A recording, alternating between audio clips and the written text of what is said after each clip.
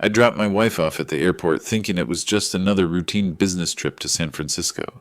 But just as I was about to drive home, my 8-year-old son grabbed my hand, his voice trembling. "Dad, please don't go home tonight. I know something about Mom. You have to believe me this time." I looked into his eyes and saw real fear. I believed him, and we hid. And what I witnessed next still haunts me to this day. Before we get to what my son saw that made him beg me not to go home, tell me in the comments. Where are you watching from, and what time is it there? I want to know who's awake right now. Listening to the moment that saved our lives. Thursday night. SeaTac Airport. Rain speckled my windshield as I pulled up to departures. Kinsley leaned over and kissed me quick. "Already drove my Honda here yesterday for the prep meetings," she said, grabbing her carry-on. "So you've got the family car this weekend, babe." "It sounds good. See you Friday night. Love you." "Love you too." She disappeared through the sliding doors. Black blazer blonde hair pulled back every inch the professional heading to San Francisco. I didn't see the lie. Behind me, Lucas was silent in his booster seat, fingers twisting the straps of his dinosaur backpack. At 8 years old, my son was the watching type, the kid who noticed things others missed. I shifted into drive and merged into airport traffic. Just another Thursday night drop-off. Just another business trip. Just another. Lucas grabbed my arm. Not a tap, a grip. His small hand clamped onto my forearm hard enough to make me flinch. "Dad, we can't go home tonight." I glanced at him in the rearview mirror. His face was pale. His eyes were too wide. My first instinct was to sigh. Another worry, another shadow that wasn't really there. I opened my mouth to say something reassuring, something dismissive, but his hand was shaking. "Please," his voice cracked. "Please believe me this time." This time. Those two words cut straight through me, because he'd warned me before. The strange car parked across from our house 3 nights running, I'd told him he was imagining things. The phone call he'd overheard at 2 in the morning, I'd said it was a bad dream. I'd dismissed him, patted his head, sent him back to bed. And now he was begging me to believe him trembling in the back seat, and I could see it in his eyes, pure terror. Not imagination, not anxiety.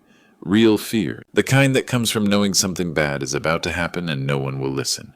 I was coasting toward the I-5 exit. Home was north, 20 minutes to Lake City. Our house with the blue door and the maple tree, the house that was supposed to be safe. But Lucas was shaking, and I'd been wrong before. I'm an engineer. I calculate risk for a living. And in that moment, with rain drumming on the roof and my son's hand gripping my arm, the math was simple. Risk of believing him and being wrong. We waste a night. Risk of not believing him and being wrong. Something terrible happens. The equation wasn't even close. I changed lanes. "Okay," I said quietly. "I believe you." Lucas exhaled, shaky, desperate. "You do?" "Yeah, buddy, I do." I met his eyes in the mirror. "I'm sorry I didn't before." He nodded, blinking fast. I took the exit toward home, but my hands were steady now. My mind was already problem-solving. If something was wrong, if Lucas had heard something, seen something, I needed to know what we were dealing with. I'd been buried in work for years. Late nights at Boeing weekends, catching up on reports, always chasing the next promotion. I'd told myself I was providing for my family, but the truth was uglier. I'd stopped paying attention to my own home. Not anymore. So instead of heading home to Lake City, I made a turn that changed everything. We were going home, but we weren't going inside. We sat in darkness, my truck parked beneath the shadows of 2 tall oaks, across the street from our house on the quiet Lake City block. I'd spent 2 years designing that house. Every beam, every system. It was supposed to be safe. Hours crawled by. Lucas dozed against the window. I watched our porch light the blue door, the maple tree swaying. Everything looked normal. By 10:45, I felt ridiculous. "Maybe we should just go check," I whispered. "Maybe you misheard." Lucas jolted awake. "Wait, Dad, please. Just a little longer." The desperation in his voice kept me there. But my engineer's brain was calculating probabilities, and they weren't looking good. Then headlights. No, not headlights. A dark shape rolling down the street with its lights off. A van. Black or navy, impossible to tell. No front plate. It crept past 2 houses, then slowed and stopped right in front of ours. My heart hammered. 2 men climbed out. Black clothing, hoodies up, faces covered. They moved with purpose. No hesitation, no nervous glances. Professionals. "Who are they?" I breathed. "The bad people Mom talked to," Lucas whispered. They walked up our driveway like they owned it. I expected them to force the lock, smash a window. I reached for my phone to call 911. Then one of them pulled something from his pocket. A key. My key. He slid it into the lock. The deadbolt turned with a soft click. They walked inside my house. How? My voice cracked. How do they have a key? There were only 3 keys. Mine in the cup holder, Kinsley's supposedly in San Francisco, and the spare we kept in a lockbox in her home office, the office she always kept locked. Mom gave it to them, Lucas whispered. I heard her. She said she'd leave it in an envelope. My wife gave strangers a key to our home, to the house where our son slept. Flashlight beams swept the windows, systematic, searching. Then I smelled it, sharp, chemical. My brain cataloged it automatically accelerant, petroleum-based, not natural gas. Smoke curled from multiple windows at once. Professional job, multiple ignition points. They'd doused the house, laid trails, probably disabled the smoke detectors. Orange light bloomed inside, too fast to be accidental. The fire caught like it was meant to. Flames licked through window frames, glass shattered from the heat. The 2 men walked out, calm, unhurried, got back in the van and disappeared around the corner, just as sirens wailed in the distance. Someone else had called 911. I fumbled for the burner phone in my glove box, dialed with shaking hands. Fire at 2314 North Lake City Way, fully engulfed. I hung up before they could ask questions. Strategic. I wasn't ready to reveal we were alive. Fire trucks screamed up the street. Firefighters jumped out, pulling hoses, shouting, but I knew they couldn't save it. The house was burning too hot too fast. 2 years of work turned into ash. Lucas was crying, soft hitching sobs. I told you, Dad. I pulled him close, pressing his face against my shoulder. You saved us, son. You saved our lives. He had. If we'd been inside, if we'd been sleeping, those men would have locked us in. We would have had maybe 2 minutes, maybe less. My 8-year-old had saved us from being burned alive. As firefighters battled the flames, I made another call. This one to a person my father had told me to trust if I ever needed real help. Attorney Emberlyn Turner, Dad's friend from his union days. He'd pressed her business card into my hand at his funeral. 5 years ago, already weak from cancer. Keep this, he'd said. If you ever need someone who won't back down, call her. I only hoped she'd remember him. From my hidden vantage point a block away, I watched my wife arrive at the scene of the destruction she'd orchestrated. The Uber pulled up just after 11:30. Kinsley stepped out, saw the smoking ruins, and her performance began. Oh God, my family. Liam Lucas. She ran toward the house, heels clicking. A police officer caught her before she got too close. She collapsed against him, sobbing. I gripped the steering wheel, knuckles white. The fire chief approached. Ma'am, we haven't found any remains yet. The fire was extremely intense. Kinsley looked up, mascara running. They have to be in there. Liam texted me good night at 9. They were sleeping. But I saw it. The micro-expression when he said no bodies. Not grief, fear. She was scared they hadn't found us. Preliminary assessment suggests the gas system, the chief continued. We'll investigate fully. The gas system, her voice pitched higher. But Liam just designed it. He's an engineer at Boeing Fresh Sobs. Setting up her narrative, blaming my engineering. I reached for Lucas's smartwatch, typed quickly. Hey babe, Lucas and I stopped for late dinner. Home soon. Sent. Kinsley's phone buzzed. She glanced down. Her face went white, bone white. She looked up, scanning the crowd, the shadows. Eyes wild, no longer performing. Pure panic. She knows we're alive. I shifted into drive and pulled away slowly, no lights. Dad, Lucas's voice was small. Why don't we tell the police? I chose my words carefully. Because right now it's our word against Mom's. She has an alibi. Cameras saw her at the airport. We need proof first. Remember how I didn't believe you adults make that same mistake? Lucas nodded slowly. Evidence? Like on TV? Exactly. I drove to a cheap motel near SeaTac, paid cash, gave the name John Smith. The room smelled like old smoke and disinfectant. Lucas collapsed onto the bed, asleep within minutes. I sat in the bathroom door, closed my father's business card, trembling in my hands. Emberlyn Turner, attorney at law. 2 years ago, dying from cancer, Dad had pressed this into my palm. Son, I don't trust that wife of yours. If you need help beyond what police can do, call this woman. I'd been offended then. 1 a.m. I dialed, expecting voicemail. She answered on the 3rd ring. This is Emberlyn Turner. Ms. Turner. My father was John Harmon. He gave me your number 2 years ago. If you needed help your wife couldn't know about. Her voice was steady. John warned me this might come. What happened? Liam, you know who I am. Your father told me everything. He never trusted Kinsley. Asked me to watch over you. Talk, quickly. I explained. Fire. Arsonist, Lucas's warning, the key, hiding, watching Kinsley perform. Don't go to police yet, Emberlyn said. They'll need hard evidence, not just testimony. Meet me at my office tomorrow, 9 a.m. I don't have evidence. Not yet. Her voice carried certainty. But I know exactly where to start your wife's car at the airport. At 2 in the morning, I left Lucas sleeping in the motel room and drove back to SeaTac Airport. Not as a husband dropping off his wife, but as a man hunting evidence of murder. The parking garage was nearly empty. Level 3, Section B. I found the silver Honda CR-V quickly. I sat for a moment. What if there's nothing? But Lucas's voice, I heard her dad. I got out. The spare key was on my work keychain emergency backup she'd never known I kept. I unlocked the driver's door and slid inside. Her perfume hit me first, then the chemical smell, the same accelerant from the fire. I searched methodically. Glove box, console, under the seats. My fingers touched plastic under the passenger seat. A burner phone. I powered it on. 15% battery. One saved contact, C. I opened the messages. 5 days ago, Kinsley. I can't keep living this lie. I want to be with you, Chad. C. Then do it. Insurance money. Fresh start. 4 days ago, Kinsley. I'm scared. What if something goes wrong? See, babe, I found the guys. Professionals. It'll look like his gas system malfunctioned. His design. No one suspects an engineer's mistake. 3 days ago, Kinsley, I got the $50,000. Cash. See, good girl. Leave the key under the back doormat. They'll handle everything Thursday night. I kept scrolling. 3 days ago later. Kinsley. What about Lucas? See collateral damage, babe. You want a new life or not? Can't have a kid without a father. Kinsley. You're right. No loose ends. The phone slipped from my hands. Collateral damage. She called our son collateral damage.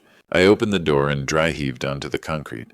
2 days ago, see Thursday, 11 p.m. You'll be at airport, perfect alibi. I'll be at gym cameras everywhere. Untouchable. Thursday morning, Kinsley. I love you. See, love you too, babe. Tonight we're free. By tomorrow, you're a rich widow.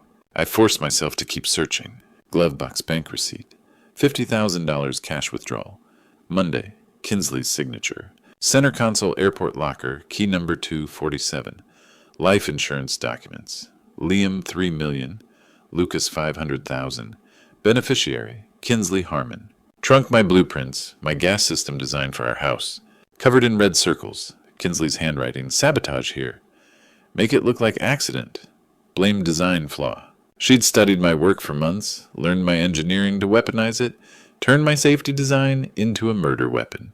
I photographed everything, every text, every document, the blueprints, sent copies to secure email, then took the physical evidence, phone, receipt, blueprints, insurance papers. I sat in my truck shaking. I'd designed that system to keep us safe. She turned it into a weapon to kill us. I let myself cry for 5 minutes, then stopped. Engineer mode. I had evidence. Now I needed a plan. Dawn broke over Seattle as I drove back to the motel. I had texts and documents that proved conspiracy. But Emberlyn was right, we needed more. We needed to make her confess.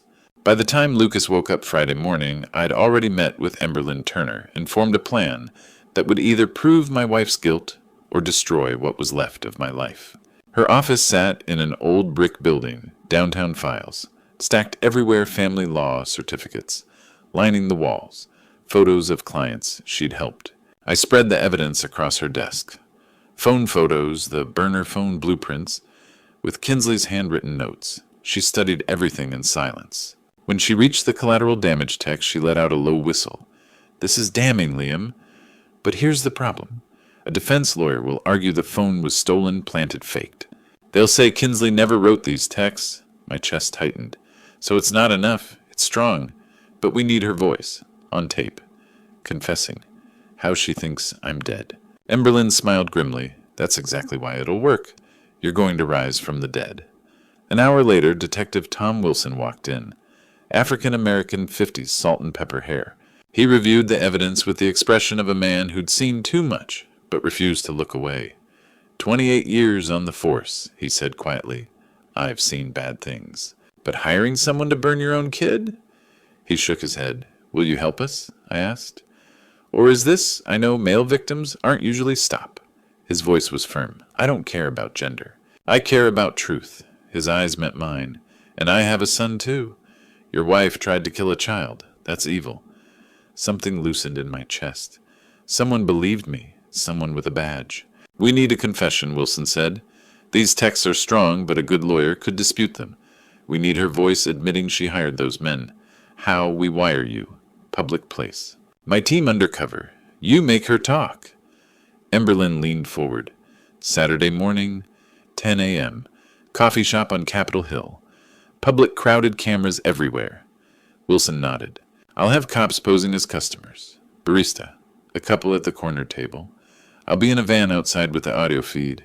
But she thinks I'm dead, I said. Why would she show up? Because we're going to make her think the bodies were found? Emberlyn answered. She typed quickly and showed me. Mrs. Harmon.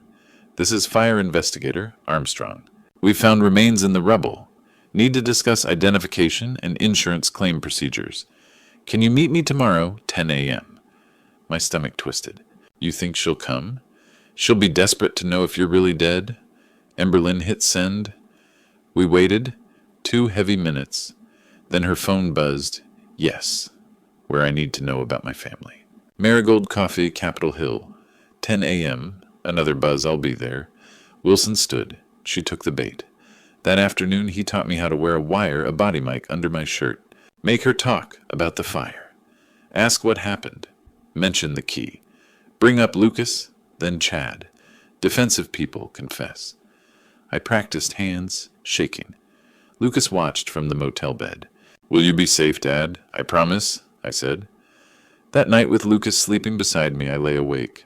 Tomorrow I would face the woman I'd loved for 15 years, the woman who tried to kill our son. I had one chance to make her confess, one chance for justice, one chance to keep my promise. Saturday morning came with that crisp Seattle air that made everything feel possible. But as I walked into the coffee shop on Capitol Hill with a wire under my Boeing jacket, all I felt was the weight of what I was about to do. I arrived at 9:45. The cafe was crowded. Saturday regulars, espresso machines humming. Check, 1, 2. Audio good. Detective Wilson's voice through my hidden earpiece. Got you? I whispered. Undercover cops in position, barista, behind the counter guy with laptop couple by the window. All Wilson's people. Let her talk, Wilson said. Open questions. Make her explain. I ordered coffee, hands shaking. Sat at the window table, Wilson specified. 9:58. Breathe, Liam, Wilson said. You got this. At 10:02, the door opened. Kinsley walked in, black dress, minimal makeup, hair pulled back. The grieving widow. She scanned the cafe, searching for fire investigator Armstrong. Then her eyes found me. I watched it happen. Recognition, confusion, shock that drained the blood from her face. She froze. Someone bumped her from behind. She didn't move. Liam, barely a whisper. Hi, Kinsley. Surprised to see me. She walked toward me like a zombie, sank into the chair, reached for my hands, trembling. I pulled back. Her voice cracked. The fire. They said no bodies. No bodies because we weren't there. You weren't home? Where were you? Lucas warned me. Our 8-year-old son saved our lives. Her eyes went wide. Lucas, he heard you on the phone. Thursday morning, planning something. I don't know what you're talking about. We saw them, 2 men. They had a key to our house. I leaned forward. Our key. Maybe burglars. Burglars with a key who poured accelerant through every room. How do you know? Because I'm an engineer. I know what arson smells like. Silence, her mind spinning. I pulled out folded papers, slid them across the table. Printouts. Screenshots of the burner phone texts.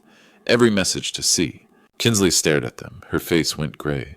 Where did you get these? Your Honda. Long-term parking. Level 3, Section B. You broke into my car. I used the spare key, the one you forgot I had. I pointed to the text. This one. Leave the key under the doormat. You let them in. This one. It'll look like his gas system malfunctioned. His design. My voice broke. And this. What about Lucas? Collateral damage. I looked up at her. You called our son collateral damage, Kinsley. She stared at the papers. No words, no denials. Then she looked up, and her eyes had changed. Cold, calculating, empty. No more panic, no more pretending. For a long moment she just stared at the text. Then she laughed. It was bitter cold, devoid of humor. When she looked up, the woman I'd married was gone. Sitting across from me was a stranger wearing her face, and that stranger was about to tell me the truth. Kinsley's laugh echoed through the crowded cafe, making people turn. She leaned forward, and I saw something I'd never seen before in her eyes, complete honesty. You were always smarter than I thought, Liam. Why, Kinsley, my voice cracked. Just tell me why. She looked around the cafe, then leaned closer, voice low. Because I've been suffocating for 15 years, dying slowly in that perfect life you built. I married you because I was 28 and desperate. Biological clock screaming. All my friends had kids. You were safe, stable. Boring as hell, but safe. I thought having a child would make me happy. She laughed bitterly. 10 years of IVF. 10 years of needles and procedures and failures. $100,000 for a kid I never really wanted. I felt sick. Lucas. Lucas was an obligation. Her voice was ice. An expensive, time-consuming obligation. I played the mom, but inside empty. And you? God, you were never there, Liam. Always at Boeing. Always designing something. You married your career. I just lived in the house you bought. When's the last time you really looked at me? I couldn't answer. I was invisible.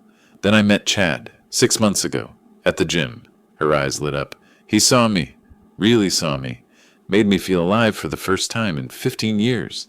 So you decided to kill us? My voice shook. Chad has gambling debts. Bad ones. We needed money. She said it casually, like discussing groceries. Life insurance, the house. 4.5 million total. We could start over. Hawaii. New names. Free. It was Chad's idea initially, but I wanted it too. Your gas system. Perfect irony. I studied your blueprints for months, Liam. Learned exactly where to sabotage. Made it look like your mistake. Chad found the professionals. 50,000 cash. I left the key under the back doormat Thursday night. My hands clenched. And our son, she shrugged. Actually shrugged. What about him? He's 8 years old, Kinsley. 8. He was in the house. It was unfortunate. Collateral damage. That's what you called him. Chad wrote that. But yes, accurate. She leaned back. I wasn't leaving him behind. A reminder of you. A burden, quick death in his sleep, beats years of therapy and resentment. Her eyes met mine. I was being merciful, Liam. I stood up. My chair scraped loud against the floor. Merciful. My voice carried across the cafe. People turned. You were going to burn our son alive. Sit down, she hissed. People are watching. I don't care who's watching. I leaned over the table. Say it. Say exactly what you plan to do. Her face flushed red. She stood up, matching my anger. Fine. You want me to say it. Her voice rose, carrying through the suddenly quiet cafe. I hired 2 men to burn the house with you and Lucas inside. I wanted the insurance money to start a new life with Chad. I studied your engineering to make it look like your mistake. And yes, our son had to die. That was part of the plan. The cafe was silent, everyone staring. She looked around, realizing what she'd done. Sat down fast. Are you recording this? Yes. Her face went white. I opened my jacket slightly, showed the wire taped to my chest. Every word. Detective, you get that? Detective Tom Wilson walked through the cafe door, badge raised. Every word, Mr. Harmon. The barista dropped her apron, pulled out a badge. The guy with the laptop stood, badge in hand. The couple by the window, both cops. They surrounded Kinsley's table. Kinsley Harmon, Seattle Police, you're under arrest. You set me up. She lunged for the door. A male officer blocked her path. Wilson pulled out handcuffs. Attempted murder of 2 people, conspiracy to commit murder, arson, insurance fraud. We could have been happy, she screamed at me as they cuffed her. Chad and I, we could have... Chad Lawson's in custody, ma'am, Wilson said calmly. He's cooperating with the prosecution. She froze. What? We picked him up this morning, I said. He confessed. Gave us the arsonists' names. He sold you out, Kinsley. Told them it was all your idea. No, he wouldn't. Plea deal, Wilson said. 20 years instead of life. As they led her toward the door, she looked back at me one last time. I expected anger, regret, fear.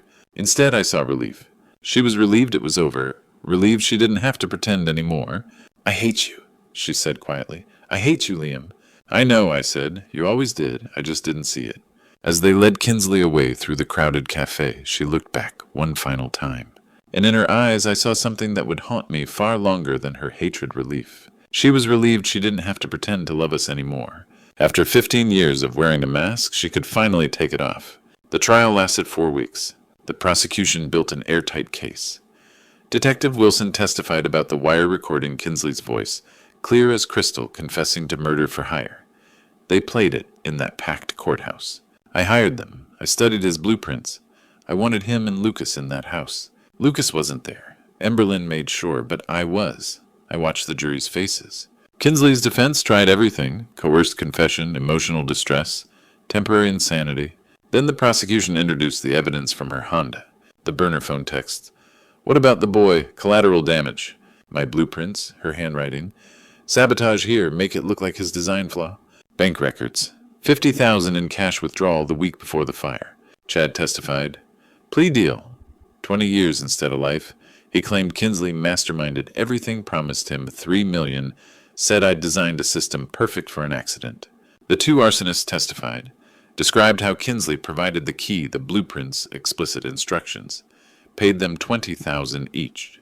And I testified about Lucas's warning, about hiding across the street, about watching two men use a key my wife provided to burn down my house with my son inside. The jury deliberated 6 hours. Guilty, all counts. Attempted murder, conspiracy to commit murder, arson, insurance fraud. 25 years. I felt nothing, no relief, no victory, just emptiness. Outside the courthouse, Lucas held my hand. He was 9 now, taller, quieter. Dad, is Mom coming home? Nobody, not for a very long time. He nodded, then so softly, good.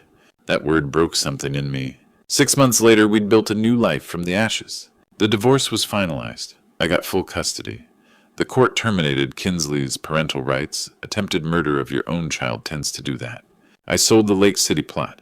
Couldn't rebuild there. Too many ghosts. Bought a smaller house in Ballard. 1 story. No gas system. All electric. Lucas helped to pick it out. He needed that control. The insurance payout came through. $1.2 million for the house and contents. Blood money. I put it in a trust for Lucas's future and donated $100,000 to a children's trauma center. Boeing offered me extended leave. I didn't go back. Couldn't. Every blueprint reminded me of how Kinsley weaponized my work. I took a position teaching engineering safety at the University of Washington. How systems fail and why engineers must anticipate malicious use. My students think I'm intense. They don't know why. Lucas started 4th grade. His teachers know what happened. Simplified version. They watch for signs. The nightmares come less often now. Used to be every night. Lucas would wake up screaming, smelling smoke that wasn't there. We do therapy. Twice a week for him, once for me. Dr. Beatrice Wells specializes in childhood trauma. She says Lucas shows classic PTSD symptoms, hypervigilance, trust issues, fear of abandonment. He saved your life, she told me once. But he also lost his childhood the moment he realized his mother wanted him dead. My own therapist focuses on survivors' guilt and trust. I haven't dated. Can't imagine it. How do you trust again after the person who promised to love you hired people to kill your child? Lucas asks sometimes, Dad, why did Mom want us to die? I don't have good answers. Dr. Wells says he needs honest truth, age appropriate. Sometimes people get lost inside themselves. They make terrible choices. It wasn't your fault. Or mine. It was hers. He always nods, but I see it in his eyes. The same question I ask myself. How do you reconcile that the person who gave birth to you calculated your death as acceptable collateral damage? We're healing, slowly. But we're different now. Lucas doesn't trust easily, neither do I. The fire took our house. Kinsley's betrayal took something deeper. Our innocence. The belief that people we love won't hurt us. 3 years and 2 months after the night I chose to believe my son at SeaTac Airport, I sat on our Greenwood porch watching Lucas. Now 11 play basketball with his best friend Connor. The sound of his laughter was everything. I sipped coffee from the mug Lucas gave me last Christmas. World's best dad in crooked letters. I kept it on my university desk. My students thought it was sweet. They didn't know it was a medal. Lucas jogged over breathless. Dad, can I get water? I handed him the bottle. He collapsed beside me. Connor's dad is taking us to the Mariners game next Saturday. Can I go? Of course. Text me when you arrive and leave. He rolled his eyes. Dad, I'm 11, not 8 anymore. And I'm your father who almost lost you. Humor me. Quick side hug. Yeah. The nightmares came once a month now. Therapy monthly. He still checked locks at night. Probably always would, but it wasn't panic anymore. Just routine. He had friends. Played basketball. Wanted to be a civil engineer. Building bridges, Dad. Things that connect people, not houses that... He stopped. Didn't finish. I understood. I taught at the University of Washington 3 years now. Engineering safety. Teaching fail-safes. Preventing catastrophic failures. My tragedy became my mission. But I couldn't design anymore. Tried once. Panic attacks staring at blueprints. Every line I saw her notes. Her sabotage. That loss still hurt. But I'd accepted it. Teacher now, not builder. That's okay. Connor left. Lucas returned and sat beside me. Dad, can I ask something? Always. Do you ever think about Mom? Every day. Surprise in his eyes. Really? Yeah, not the way I used to, but yeah. Do you hate her? Pause. No. I hate what she did. But hate costs energy I'd rather spend on you teaching living. His voice quieted. I got a letter. From Mom. Prison. Last week. My heart stopped. Want to open it? Part of me wants to understand why. Part doesn't care anymore. Whatever you decide, I support you. But Lucas, you don't owe her forgiveness. You don't owe her anything. Did you forgive her? Long breath. No. But I let her go. There's a difference. Forgiveness means saying what she did is okay now. I'll never say that. Letting go means I won't carry the weight of her choices anymore. That I can do. Processing. So letting go is for me, not her. Exactly. You're smart, son. Lucas went inside. I sat alone. What haunts me isn't the fire, not the two men in black, not the trial or confession. What haunts me is knowing that for 15 years I shared my life with someone who saw us as obstacles. Problems to eliminate. I'll never know when it changed, if it changed, or if she never loved me. Did she always wear a mask, feel real joy holding baby Lucas, or calculate even then? Every memory is suspect. Happy at our wedding, or counting my salary. Her IVF grief, real or resentment. Did she ever love our son, or was he always collateral damage? Those are the ghosts, 15 years of false memories. That's what haunts me, probably always will. Lucas stepped out wearing Connor's jersey. Dad going to Connor's, back for dinner. 6 o'clock, your turn to set the table. Grabbed his bike, turned back. Hey Dad, thanks for believing me that night at the airport. Throat tightened. Always son, I'll always believe you. Smiled. I know, that's why we're okay now. He pedaled away. I watched him disappear. She didn't win. She tried to erase us, burn us away, turn us into insurance money. But we're still here. Wounded, yes. Changed, absolutely. But here. Healing. Moving forward. My 8-year-old warned me about his mother, and what happened next still haunts me. It does. Probably always will. But haunted isn't the same as lost. We survived. We're rebuilding. Every day Lucas wakes safe and loved is a day we win. We carry scars, but we also carry victory. And that is all that matters now. If you're hearing this true story, I need you to understand something. I ignored the warning signs for 15 years. The emotional distance, the cold calculations, the way Kinsley never truly bonded with Lucas. I told myself it was normal. That marriage was hard. That love changes over time. Don't be like me. Trust your instincts. If something feels wrong, a partner who seems detached, a relationship that feels transactional, a spouse who views your child as burden rather than blessing, don't ignore it. Don't rationalize it. Don't wait until someone hires arsonists. The lesson I learned, the one I teach my engineering students now, is this: systems fail when we ignore small cracks. Relationships are no different. That tiny doubt, that uncomfortable feeling, that moment when you wonder if you really know the person beside you, pay attention to it. I'm grateful to God that Lucas had the courage to warn me.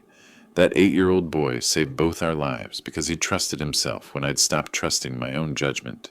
This true story isn't meant to scare you. It's meant to wake you up. Check the locks.